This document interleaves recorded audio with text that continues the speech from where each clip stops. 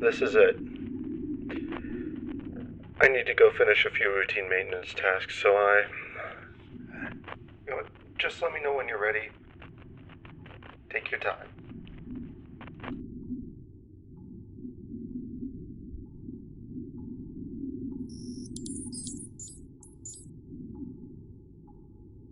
Accessing audio file. Hello. Testing 1 2 3. Testing 1 2 3. Seems to be working. Right. Well, here's hoping it'll record.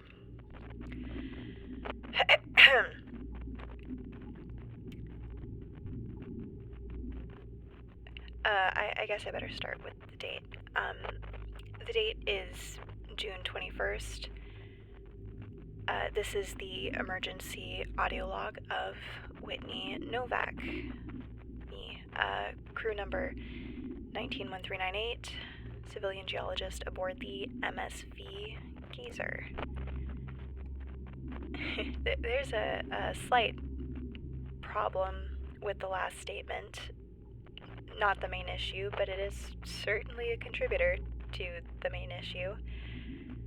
I am currently not aboard the Gazer.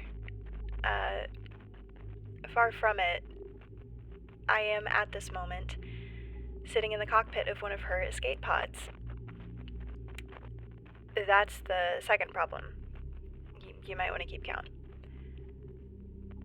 Third problem, I am unable to raise any of my fellow crew members on any of the normal ministry frequencies for reasons that will soon be explained by problem number 4. The pod has sustained heavy damage to several of its vital systems. It's crippled.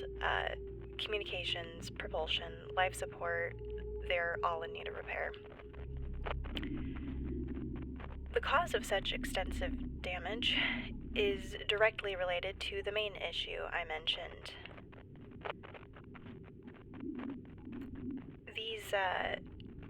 These pods, they were designed for short-term space habitation, was my understanding.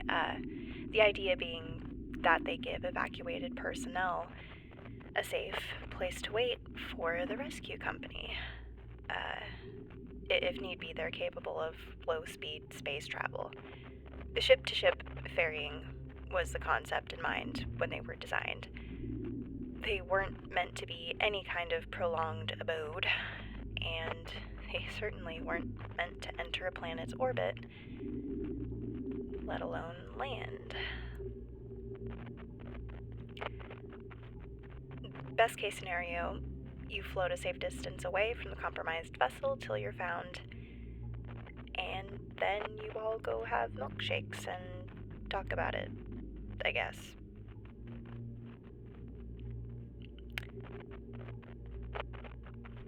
This is not a best case scenario.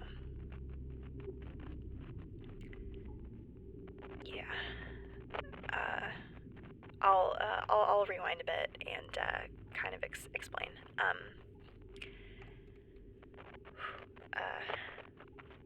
At 0500 hours, almost on the dot, I just so happen to know that because some of the samples I was running needed a timer set, so that's lucky, I guess. But a ship-wide evacuation order was issued. We were in the process of investigating a nebula, and the act of skirting it had brought us into the Agora system. We encountered some debris, but it was nothing the ship wasn't made to handle. Except it didn't. I don't know exactly what happened, how the ship was damaged. I'm not an officer, not part of the repair crew, so I'm not usually privy to any of those details. Whatever happened, it was enough, and all non-essential crew members were sent to muster stations to be divvied up into pods. I got into mine, it jettisoned, it was all good, but then instead of rendezvousing with the rest as it's programmed to do, it got hit. most likely by whatever had damaged the ship, but again, I can't be certain. I quickly lost control of its navigation systems, big shocker there, and was pushed so far off course that I entered the outer orbit of Agora 8. I was eventually able to break free, passed through her rings, which were beautiful to see up close. I really, really wish the circumstances had been different. Yeah, but in that process, I had inadvertently, in my inexperience in anything like this, I had put myself on a collision course with her sister. And with no real way of guiding the pod, I was rocketed straight into what some people like to call an uncontrolled descent. It's nothing short of a miracle that I'm not ash in the stratosphere right now.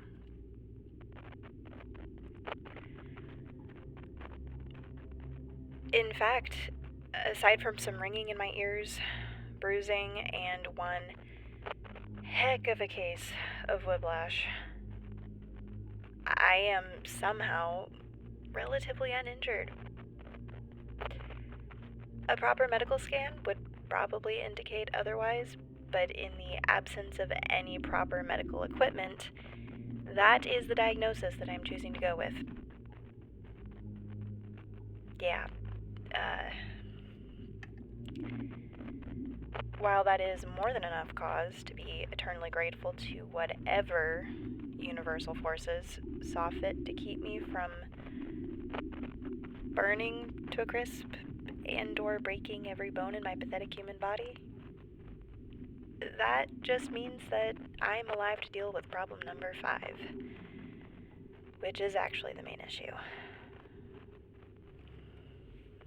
To use an old vehicular term, the pod is totaled. There's no getting around it. Unless I sprout some kind of biomechanical wings, I am not getting off this planet by my own means. I am, essentially, stranded. Yeah.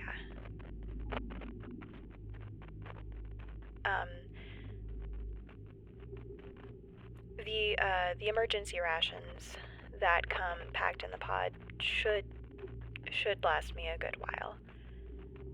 The most pressing concern is that, like I mentioned before, life support is damaged. The interior is still pressurized, but the O2 filtration system is down, at least.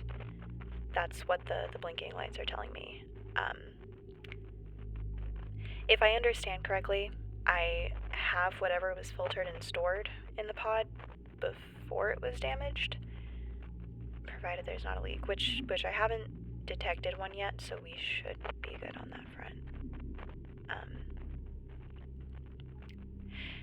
Sorry, I'm a little nervous, and all of this is kind of new to me. And there's the emergency oxygen in the primary and secondary emergency oxygen tanks from the emergency space suit. Being an emergency escape pod, I'm just assuming everything in here has emergency in the name. But would that make the secondary emergency tank the emergency tank? Sorry, sidetracked. You'll have to forgive me. I'm a geologist. I'm not a space scientist. This is not something I usually do. This was a different new assignment for me. Yeah. Now that I've said all this out loud, I realize it sounds very bleak, but I'm actually cautiously optimistic. Oxygen-wise, I appear to have enough for a few days, but I'm really not anticipating being here long enough for that to be an issue. Once everyone regroups and does a roll call, they'll notice someone is missing, see that a pod is unaccounted for, and hopefully start scanning the area. And even though my communications are down, the emergency beacon is still working, which, thank goodness, it runs off an isolated power supply, so it's not shorting in and out like the rest of this is. I managed to get it going. I'm really happy that they had the forethought to put user manuals in here. That should help narrow the search radius for them a little bit.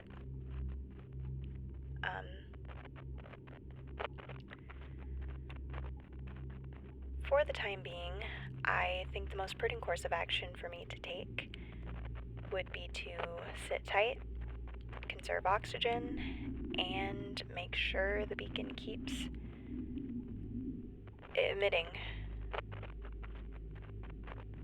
I snagged the bag with some of my smaller, more expensive equipment on the way out, so that'll give me something to do, I guess. I think that pretty much covers it. I think that's everything. So, yeah. I guess I'll get right on that. This is Whitney Novak, signing off and sitting tight. End of audio file.